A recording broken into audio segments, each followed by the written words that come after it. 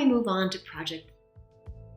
As we considered earlier, leading change is an iterative process of defining a vision, creating and implementing a project, learning from that experience, refining direction, and implementing again, so that we bring our dreams for a better community or organization into being. Connecting this practice with leading as a host, I'm reminded of how in 1915, Mahatma Gandhi made a commitment to his political mentor, Gokal, to spend a year learning what does India want before creating any campaign or social justice project. He walked as well as traveled in third-class trains all over India, Bangladesh, and Pakistan, asking the most diverse stakeholders he could find, what does India want? He took India within him.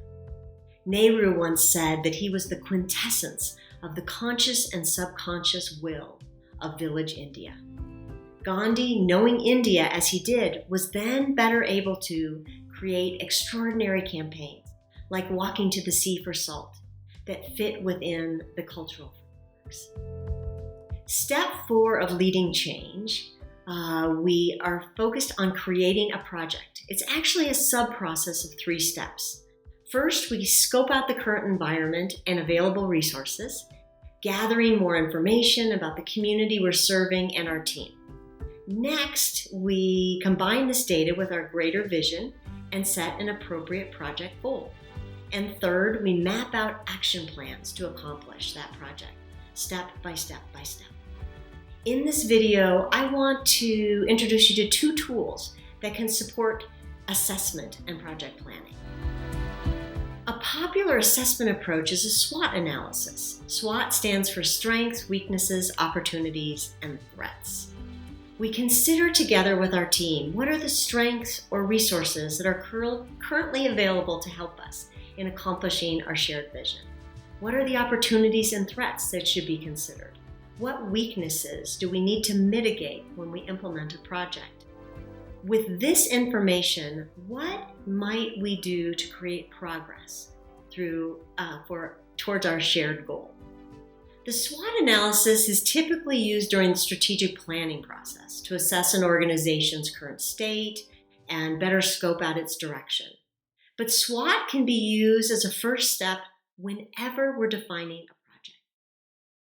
As we define our project, Appreciative Inquiry is also a great team tool that uses the same steps of leading change that we've been exploring.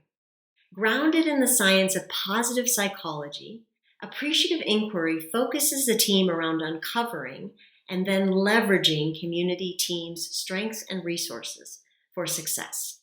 Appreciative Inquiry, or AI, is a 5D model, uses 5 Ds. First, we define what we want, as we've discussed in visioning.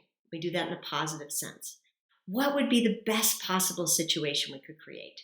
Then 2, discover. We do that SWOT analysis on what's available and what's been working. What other projects have been successful here?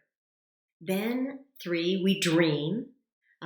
So you say what you want to create, and here's what success might look like.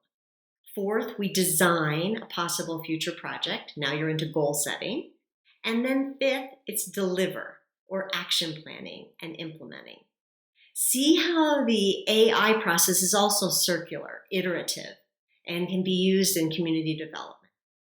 I refer you to Imagine Chicago and the Global Imagine projects. I think you might find those very interesting as you work to create community change.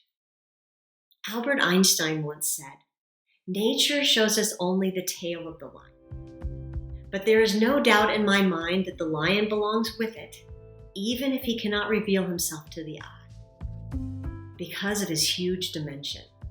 Your work in gathering information on a community, possible approaches, and capabilities can feel a bit like trying to see Einstein's lion. I hope that these tools of appreciative inquiry and SWOT analysis and the materials that follow support you in your quest.